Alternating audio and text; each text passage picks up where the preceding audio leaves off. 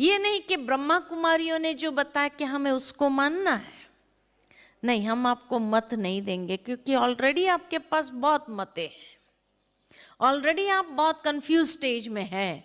हम और ज़्यादा कंफ्यूज करना नहीं चाहते, परंतु आज हम आपको एक कसौटी देते हैं। जैसे एक झवेरी होता है, उसके पास कसौटी होती है, जिस कसौटी पर वो कस कर देखता है सोना कितना कैरेट का है। इसी तरह हम आज आपको एक कसौटी देते हैं, जिस पर आप अपनी मत को कस कर देखो, सत्य है, नहीं तो सत्य को प्राप्त करो। तो ये कसौटी है 5 बातें। सबसे पहली बात है कि ईश्वर उसको कहा जाता है जो सर्व धर्म मान्य हो, जिसको सभी धर्म वाले ईश्वर के रूप में स्वीकार करे, उसको कहेंगे सत्य। ये नहीं कि हिंदुओं का भगवान अलग है तो मुसलमानों का अलग है तो क्रिश्चियनों का अलग है, नहीं, God is one. So he should be universally accepted by all the religions of the world as God. Right? दूसरा, परमेश्वर उसको कहेंगे जो सर्वोच्च शक्ति हो, जिसके ऊपर कोई नहीं होना चाहिए, जो सर्व का माता पिता बंधु गुरु शिक्षक रक्षक हो। उसका कोई माता पिता नहीं हो सकता है, उसका कोई गुरु नहीं हो सकता है, वो सर्व का सतगुरु है, सुप्रीम अथॉरिटी। तीसरा, परमेश्वर उसको कहेंगे जो सर्वोपरि हो, यानी मनुष्य आत्माएं संसार के अनेक चक्रों में आते हैं, परंतु परमात्मा इन सभी चक्र से परे है। कौन से चक्र में आते मनुष्य? जन्म और मृत्यु का चक्र।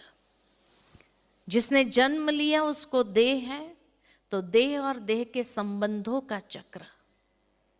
देह है तो कर्म किया, तो कर्म और कर्म का फल का चक्र। या तो वो कर्म पाप कर्म होगा, पुण्य कर्म होगा, तो पाप और पुण्य का चक्र, और पाप और पुण्य के फल स्वरूप या सुख मिला या दुख मिला, तो सुख दुख का चक्र। तो इन चक्रों में हम आते हैं। परमात्मा इन चक्र से ऊपर है, परे है।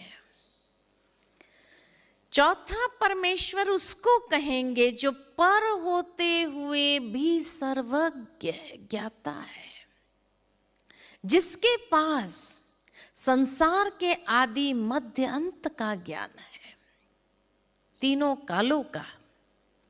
इसीलिए उसको कहते त्रिकालदर्शी।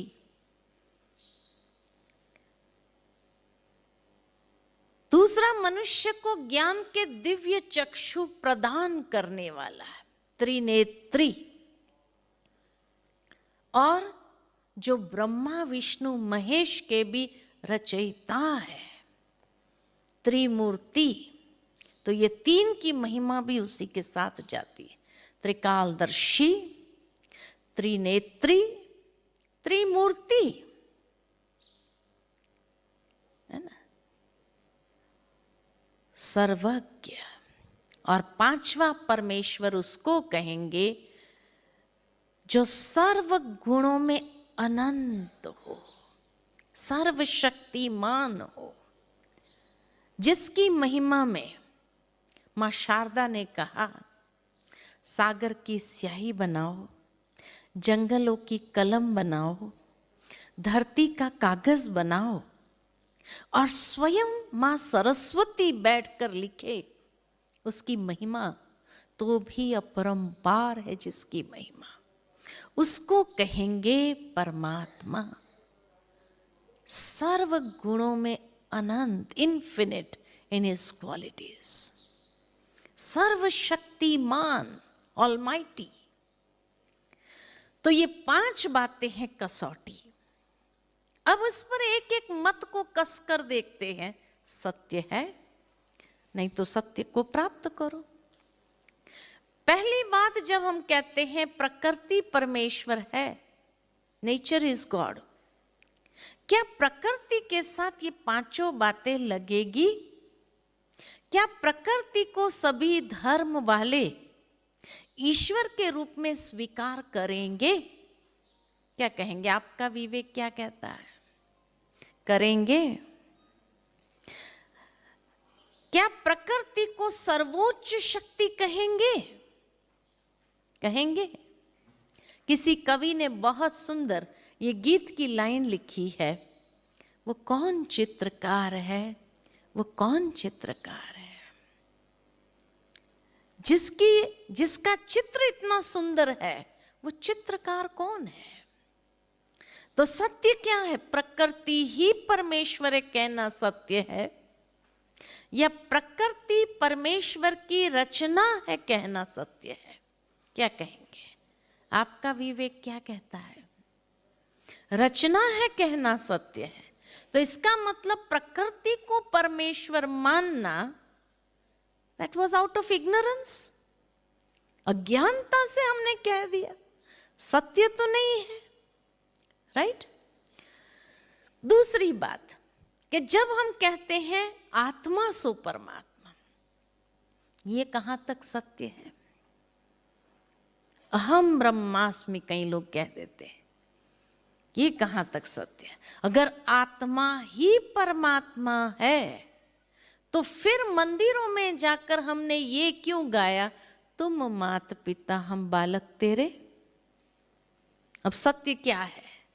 हम ही परमात्मा है या हम उस परमात्मा की संतान है? क्या कहेंगे? संतान है कहना ठीक है। अगर हम संतान है तो आत्मा सो परमात्मा कहना अज्ञान है। It was out of ignorance again, जो हमने कह दिया। कई बार कई लोग क्या सोचते हैं कि नहीं, जीवन में अगर हम पुरुषार्थ करेंगे तो हम परमात्मा बन जाएंगे।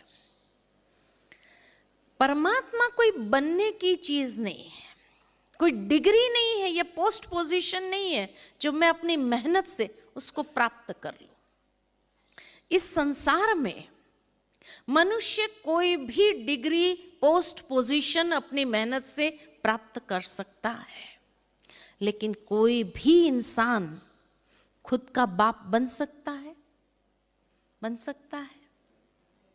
पिता जैसा बन सकता है, पिता जैसा बनकर पिता का कारोबार संभाल सकता है, पिता जैसा बनकर छोटे भाई बहनों को बड़ा कर सकता है, परंतु जब वो अपने पिता के सामने जाता है तब बच्चा ही रहेगा।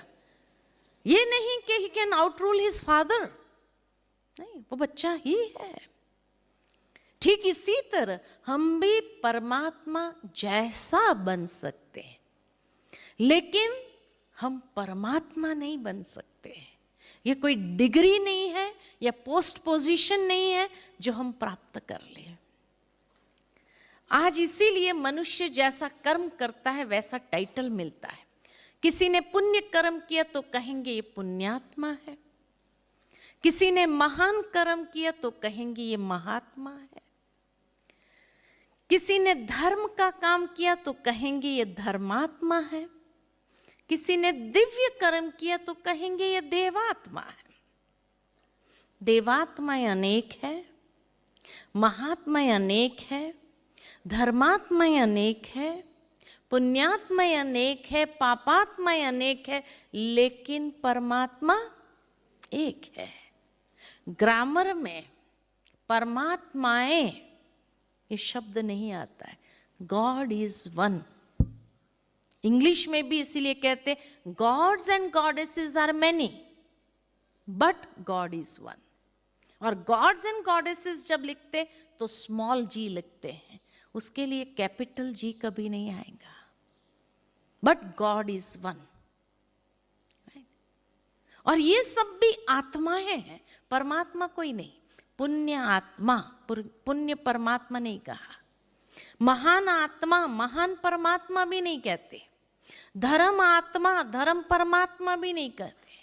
देव आत्मा, देव परमात्मा भी नहीं कहा। और भारत में देव आत्माएं भी कितने दिखाते हैं? 33 करोड़। 33 करोड़ देवी देवताएं, सब देव आत्माएं, एक भी परमात्मा नहीं है। परमात्मा एक है। कई बार कई लोग क्या सोचते हैं, जैसे सागर से बुदबुदा निकला और सागर में समा गया, ऐसे एक बड़ा परमात्मा है और उसके टुकड़े होकर, अंश होकर के हम इस संसार में आए आत्माओं के रूप में, और अंत में जाकर उसी में लीन हो जाना है, परमात्मा बन जाना है। अब ये कहां तक सत्य है? सागर से बुदबुदा निकला और सागर में समा गया, ये संभव है क्योंकि वो मैटर है। मैटर में समा सकता है, लेकिन आत्मा या परमात्मा मैटर नहीं है। इसलिए ये कंपैरिजन गलत हो जाती है। सागर में से जब बुदबुदा निकला और सागर में समा गया तो बुदबुदे का अस्तित्व समाप्त हो गया। बुदबुदा नहीं रहा, वो सागर बन गया। लेकिन आत्मा के लिए श्रीमद् भगवद गीता के दूसरे अध्याय में यही कहा गया है कि आत्मा अजर अमर अविनाशी शक्ति है। अजर, जर्जर भी नहीं होती है, अमर, मरती भी नहीं है, अविनाशी, जिसके अस्तित्व का विनाश नहीं हो सकता है। तो वो मिलेगी कैसे? अगर मिल गई तो उसका अस्तित्व समाप्त हो गया, तो मिलेगी कैसे? है ना? इसीलिए आत्मा के लिए कहा गया है शाश्वत शक्ति, या इंग्लिश में कहते इटर्नल। इटर्नल माना जिसका अस्तित्व सदा के लिए है। तो वो मिलेगी कैसे? इसलिए ये कंपैरिजन ही नहीं हो सकती है, क्योंकि आत्मा एक शक्ति है और बुदबुदा मैटर है, या सागर मैटर है। कई बार कई लोग कहते हैं कि जैसे पुत्र पिता का अंश है, ऐसे आत्मा भी परमात्मा का अंश है। पुत्र पिता का अंश हो सकता है, ये चमड़ी, ये मैटर, ये शरीर जो 5 तत्वों से बना है, ये तत्व है। इसलिए पुत्र पिता का अंश हो सकता है, स्वाभाविक है। लेकिन आत्मा और परमात्मा दोनों इटर्नल एंटिटी है, शाश्वत शक्ति है, इनडिविजिबल, इंडिस्ट्रक्टिबल, इनविजिबल सोल।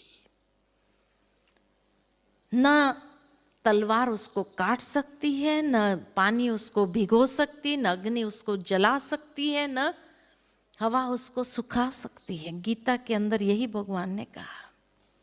तो आत्मा एक चैतन्य दिव्य शक्ति है, इसीलिए वो परमात्मा में मिल नहीं सकती है। क्लियर हो गई बात? क्लियर हो गई? Watch Peace of Mind channel videos on YouTube. Subscribe us on youtube.com/tvpeaceofmind. Just a click for a peaceful life.